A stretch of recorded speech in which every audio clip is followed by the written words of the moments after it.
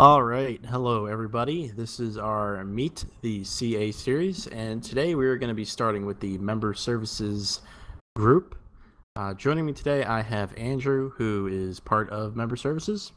Andrew is basically just going to be telling us about his role in Member Services and going to answer some general questions as well. So, Andrew, my man, how you doing today? I'm doing fantastic. All right. So, Andrew, I'm kind of curious. What convinced you to even become a member services member? Well, I was a transfer from the QA division at PG. Uh-huh.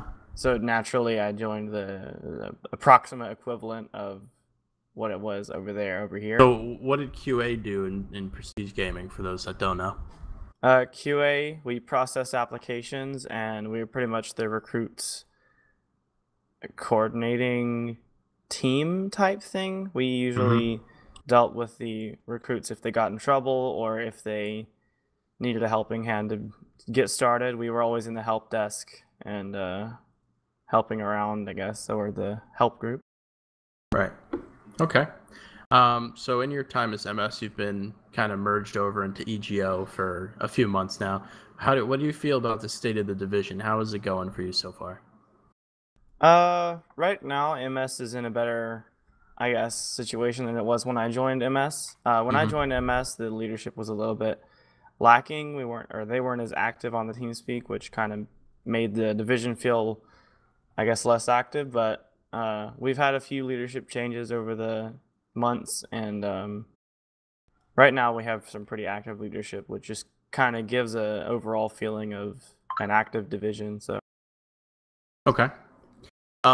So within member services, do you have any additional roles like recruitment coordinator, event coordinator, admin trainer, etc.? If you're in one, why did you decide to join?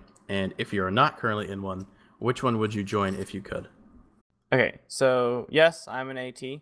Okay. I'd always wanted to be an AT at PG, but I figured it'd be too hard for me to do along with all the school that I had to do. Since at PG, the ATs had to train anyone for every single game that we hosted. So I would have to get training on how to train for all of those. Right. But when we came over to EGO, in MS, you only train for MS. You don't train for everything. So it's a little bit more feasible for me to work with. Right. Okay. So I mean, with all that stuff you do, how much work do you have to do? How intense is it? Are you constantly finding yourself running around doing things, or what is that like? It's actually pretty chill with I guess we kind of try to share the load as much as we can. We don't have that many ATs right now, but with the influx of people into MS, which isn't that many, I think we can handle it.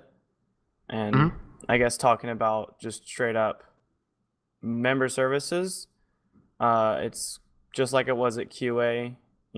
Whoever gets the app first gets to process it, and we never really have any applications that are undone. So we're really in time with everything else, I guess. Okay. My next question here. So, what do you hope to accomplish in member services?